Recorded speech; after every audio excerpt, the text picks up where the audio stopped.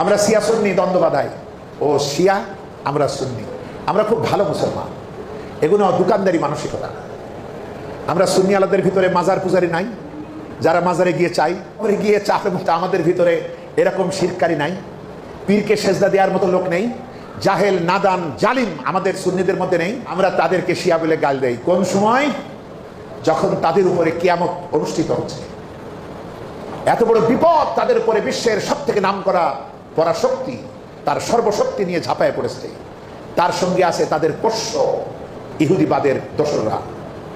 সেই সময় আমাদের কিছু আলেমেরা তাদের আকীদা খোঁজে। বন্ধুগণ, মাজলুমের পরিচয় থাকে না।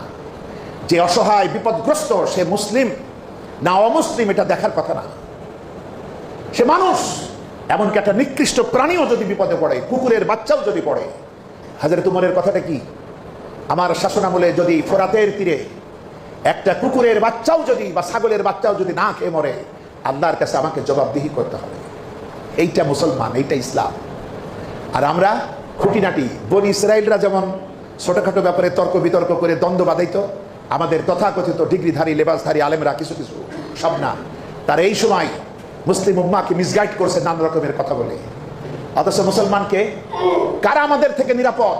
রাসূলের মুখ থেকে শোনেন দুইখানা হাদিস। একটি হলো সহিহ আল বুখারী 391, আর একটা হলো সহিহ আল মুসলিম 21 নম্বর হাদিস। মহানবী বলছেন, যারা আমাদের মতো নামাজ পড়ে, যারা আমাদের কেবলার দিকে মুখ করে দাঁড়ায়, যারা আমাদের জবাই করা প্রাণী আহার করে, ওরা মুসলিম, ওদের জানমাল আমাদের কাছে নিরাপদ। বলেন সুবহানাল্লাহ। আরেকটি হাদিস, আল্লাহ পাক আমাকে নির্দেশ করেছেন যুদ্ধ করার জন্য ওই সব মানুষের বিরুদ্ধে যারা লা ইলাহা ইল্লাল্লাহ বলে না। ইরানি লোকেরা লা ইলাহা ইল্লাল্লাহ বলে না, এবং এজন্য তাদেরকে নিরাপত্তা দেওয়া আমাদের জন্য দায়িত্ব। মহানবী বলেছেন তাদেরকে মুসলিম। কারণ আমি আপনি বাহ্যিকতা দেখব, অন্তরে আমার ভিতরে কত দোষ আছে তার খবর আছে। সুতরাং এইগুলা ফেরকাবাজি করে আমরা মুসলিম উম্মাহকে টুকরা করেছি। এজন্য মনে রাখতে হবে, যারা শিয়া সুন্নি দ্বন্দ্ব বাঁধাইতে চায় তারা আসলে শিয়াও নয়, সুন্নিও নয়, তারা সাম্রাজ্যবাদের দালাল, ভাড়াটে। বন্ধুগণ, এরকম ভাড়াটে কিছু আলেম থাকবে। সূরা বাকারার 174-75 নম্বর আয়াত পড়ে, 174-175। নিশ্চয়ই যারা আমার এই কিতাবের ইলমকে গোপন করে, ওই যে কিছু বলো কবরের কথা আর ওইসব কথাগুলো কইও না, এই কিতাবের ইলমকে যারা গোপন করে এবং এর বিনিময়ে তুচ্ছ দুনিয়াবি মূল্য গ্রহণ করে। কারণ আমি যদি উচিত কথাগুলো গোপন করি তাহলে আমার চাকরি লম্বা হবে, আর উচিত কথা বললে আমার চাকরি থাকবে না। টেলিফোনও বলে দেওয়া হতে পারে আপনি আগামী জুমা থেকে আসবেন না। এটাই তো আজকে মুসলমানদের নিয়তি। মুসলিম সমাজে একজন ইমাম মুয়াজ্জিন কত সহজে চাকরি হারায়, শুধু বলবে আপনি আগামী ওয়াক্ত থেকে আসবেন না, হয়ে গেল, শেষ। আল্লাহ পাক বলছেন, যারা আমার কিতাবের এই ইলমগুলোকে গোপন করে, বিনিময়ে তুচ্ছ মূল্য নেয়, ওই যে বেতনটা পাবো, ওই যে একটু হাদিয়া তোহফা পাবো, কি হবে তারা আসলে নিজেদের পেটে জাহান্নামের আগুন ভর্তি করছে। ওই অল্প মূল্য দিয়ে যা খায়, এটা পেটে জাহান্নামের আগুন তারা ভর্তি করে, এছাড়া আর কিচ্ছু ভর্তি করে না। কিয়ামতের দিন আল্লাহ তাআলা তাদের সাথে কথাও বলবেন না, রাগটা বোঝেন, এবং তাদেরকে পবিত্রও করবেন না, এবং তাদের জন্য রয়েছে মর্মন্তুদ শাস্তি। এটা 174 নম্বর আয়াত সূরা বাকারার। 175 নম্বর আয়াত, ওরা হেদায়েতের বিনিময়ে গোমরাহি কিনে নিয়েছে, ওরা ক্ষমার পরিবর্তে শাস্তি কিনে নিয়েছে। আহারে, জাহান্নামের আগুন সহ্য করিতে তাহারা কতই না সক্ষম। চিন্তা করুন, আলেমের আজকে উল্টো পাল্টা কথা বলছে। সাহাবীদের দিকে তাকায়, সাহাবীরা আমাদের মিনা, মুসলিম উম্মার আলোকমালা। রাসূলুল্লাহর যখন মাক্কি জিন্দেগি, তখন পৃথিবীতে দুইটা সুপার পাওয়ার ছিল, একটা হচ্ছে রোম আর একটা হলো পারস্য। এদের ভিতরে যুদ্ধ হলো। এই যুদ্ধে মুসলমানরা দিল থেকে চাইতো, মন থেকে আশা করত, এই মুশরিক পার্সিয়ানদের মোকাবেলায় আহলে কিতাবের অনুসারী রোমকরা, খ্রিস্টানেরা, তারা যেন যুদ্ধে জয়লাভ করে। তাহলে সাহাবীরা খ্রিস্টানদের পক্ষ হয়েছিলেন, আর কখনোই সাহাবারা কোনো কালেও মহানবী সহ পার্সিয়ানদের পক্ষে হননি। তারা ছিল অগ্নি উপাসক, শিরকের পূজারী। আর এরা আমাদের মুসলমান না, কিন্তু ওদের ভিতরে তিনটা জিনিস ছিল। একটা, ওরা আল্লাহতে বিশ্বাস করতো, আল্লাহ যে ওহী দেন বিশ্বাস করতো, ওরা নবীদের রিসালাতে বিশ্বাস করতো, ওরা কিতাবে বিশ্বাস করতো। এই এতটুকু মিল, এই জন্য সাহাবারা পরাশক্তি রোমের বিজয় কামনা করেছে। আর আমরা অনেকেই মনে করছি হ্যাঁ ঠিক হচ্ছে, ঠিক হচ্ছে, এটা বড় বড় কাফেরগুলোকে চিনতে দিলি না। আজকে যাদের হাতে এইভাবে তছনছ হচ্ছে মুসলিম উম্মাহ, দুনিয়ার দেশে দেশে, এবং মুসলিম শাসকদের উপরে গোলামি চাপায় দিয়েছে এই তাগুত, এই কুফরি শক্তি, এরা এই সময় মুখে কুলু পাইতে থাকে নীরব। আর মুসলিম উম্মার এই আবেগকে বাধা দেওয়ার জন্য বিভিন্ন দেশে যে আবেগ তৈরি হচ্ছে, জিহাদি চেতনা তৈরি হচ্ছে, অন্যায়ের বিরুদ্ধে আওয়াজ উচ্চকিত হবে, ওই সময় কিছু হুজুর এসে বলবে না এটা শিয়া, এটা কি, ওদের আকীদা খারাপ, আমাদের আকীদা সবই ভালো। আমাদের এই সুন্নি অধ্যুষিত দেশগুলোতে কবরের সিজদা হচ্ছে, মাজার পূজা হচ্ছে, পীর সাহেবের পূজা করা হচ্ছে, কত রকমের বেদাতে ভরপুর আমাদের সুন্নি সমাজ। বন্ধুগণ, আমাদের দোষ তো আছেই, কারণ যেহেতু রাষ্ট্র ব্যবস্থা ইসলাম না থাকলে শিক্ষা ব্যবস্থা ইসলাম থাকে না। আর মানুষ যদি সার্বিকভাবে শিক্ষা অর্জন করতে না পারে দিনের, তাহলে সে সঠিক পথে চলবে কি করে?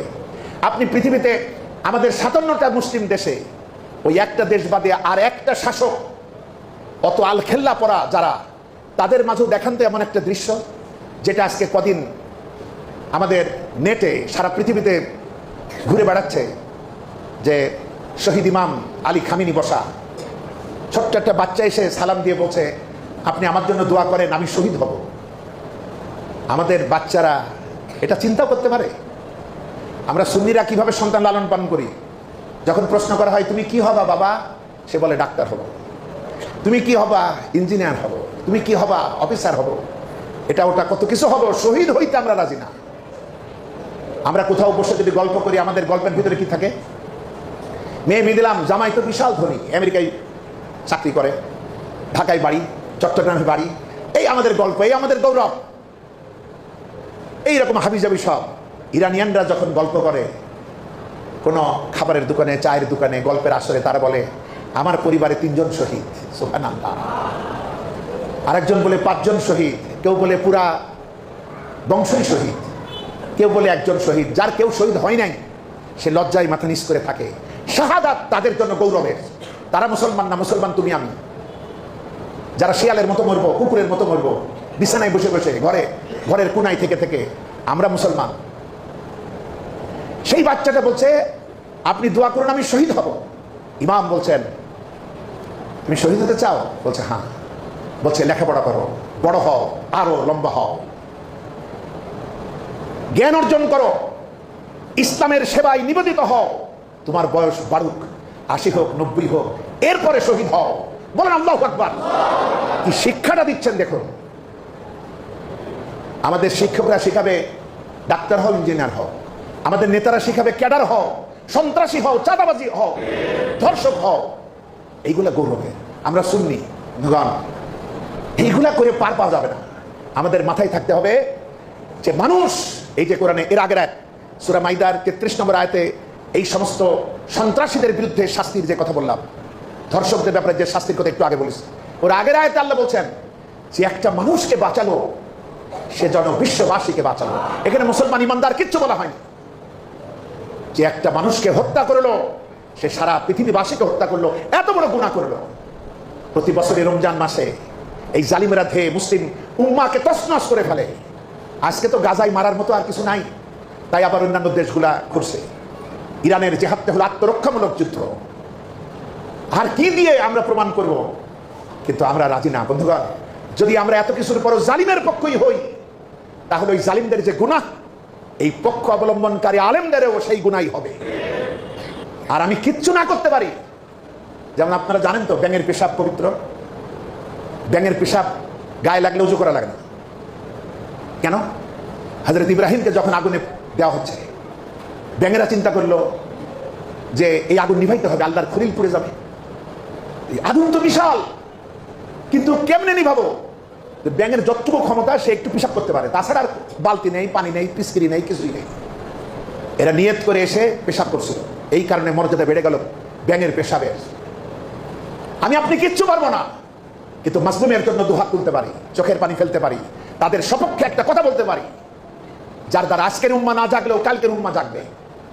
নবীজি বলেননি আজকে আমার পক্ষ থেকে একটা কথাও যদি জানো, তাহলে পৌঁছে দাও ওদের কাছে যারা যেখানে অনুপস্থিত।